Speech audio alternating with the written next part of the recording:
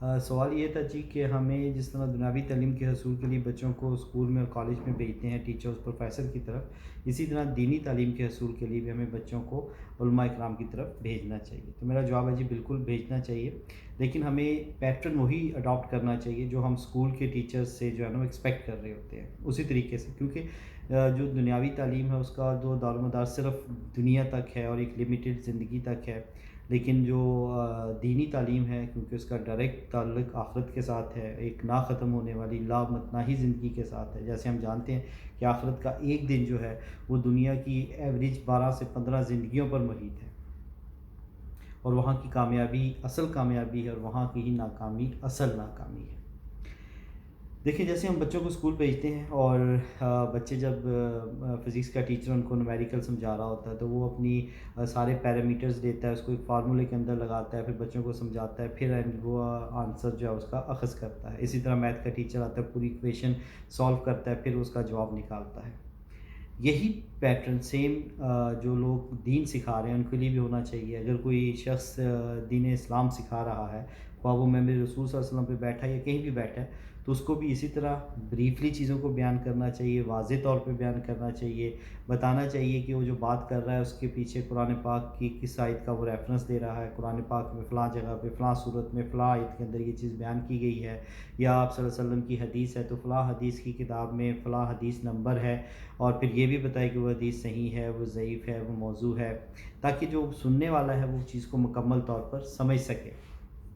اسی طرح جب اسکول کا ٹیچر جب کوئی نومیریکل ہم سالو کرتے ہیں یا میتھ کا کویشچن سالو کرتے ہیں تو اس کے آنسر کو ٹیلی کرتے ہیں، اس ٹیلی کرنے کے بعد ہمیں ہوتا ہے چلے جی ابھی ہمارا جواب ٹھیک ہو گیا۔ اسی طرح جب کوئی عالم حضرات جو جب کبھی کوئی ریفرنس دے رہے ہوتے ہیں قرآن و حدیث سے تو انہیں بھی ہمیں ٹیلی کرنا چاہیے، چیک کرنا چاہیے کہ جو انہوں نے ریفرنس دی ہے قرآن و حدیث سے اس کو اپنی آنکھوں سے دیکھ کے تصدیق کرنی چاہیے، اس کے بعد پھر ہمیں اس پر عمل کرنا چاہیے اور اپنے عقائد کو اس طرح جما لینا چاہیے۔ اب اگر اسکول کا ٹیچر ہمیں صحیح طریقے سے نہیں پڑھا پاتا، ہم صحیح نہیں سمجھ پاتے، ہمارے سوالوں کو وہ ایڈریس نہیں کر پاتا، تو ہم کیا کرتے ہیں، ہم انتظامیہ کا جو اسکول یا کالج کی انتظامیہ وہ کہیں گے اس کو چینج کر دیا جائے، یا پھر ہم اکیڈمی کی طرف رخ کرتے ہیں، کوئی اور ٹیچر ڈھونڈتے ہیں اپنی اس پرابلم کو دور کرنے کے لیے۔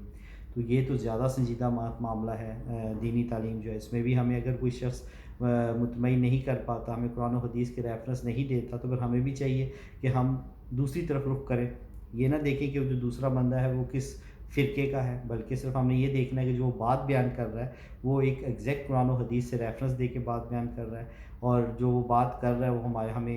ہمیں جو اطمینان حاصل ہو جاتا ہے جب ہم کسی چیز کو وہ بیان کر کے ہم بتاتے ہیں کہ قرآن پاک میں اللہ تعالیٰ نے فلاں مقام پہ یہ ارشاد فرمایا، ہم دیکھتے ہیں اللہ پاک نے بالکل ایسے ہی ارشاد فرمایا، تو ہمیں اطمینان حاصل ہو جائے گا۔ وہ کہتا ہے جی یہ بات آپ صلی اللہ علیہ وسلم نے فلاں حدیث کی کتاب میں فلاں حدیث نمبر میں فرمائی ہے، ہم دیکھتے ہیں ہاں بالکل آپ صلی اللہ علیہ وسلم نے ایسا فرمایا ہے، تو لازم بات ہے کہ ہمیں بینگ مسلم اطمینان حاصل ہو جاتا ہے اور ہم اس چیز پر قائم ہو جاتے ہیں۔ یہی روش ہمیں دونوں طرف اپناتے ہیں، تو یہ ہمیں دین کے معاملے میں تو زیادہ سنجیدگی سے اپنانی چاہیے۔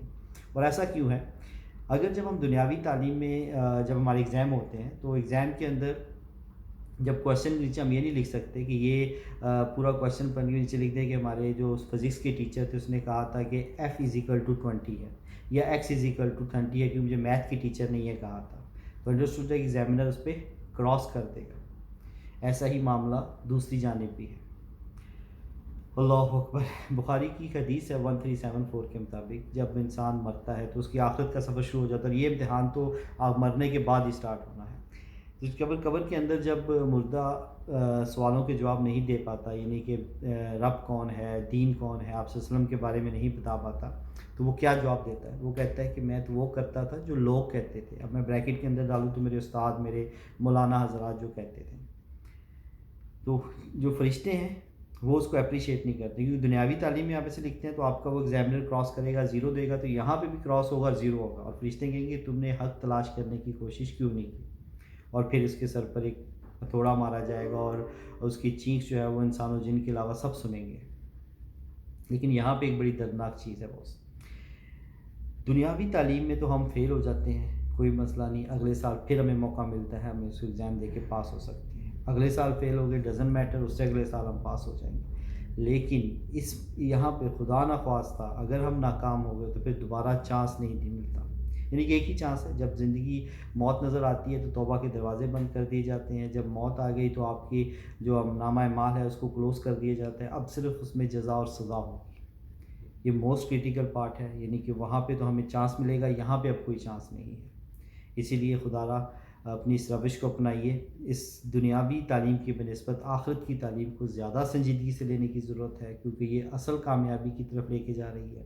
اللہ تعالیٰ سے دعا ہے کہ اللہ پاک ہمیں قرآن و حدیث کی سمجھ عطا فرمائے، اس پر عمل کرنے کی توفیق عطا فرمائے اور پھر سے دوسروں تک پہنچانے کی توفیق عطا فرمائے۔ اپنی خصوصی دعا میں یاد رکھیے گا۔ السلام علیکم ورحمۃ اللہ۔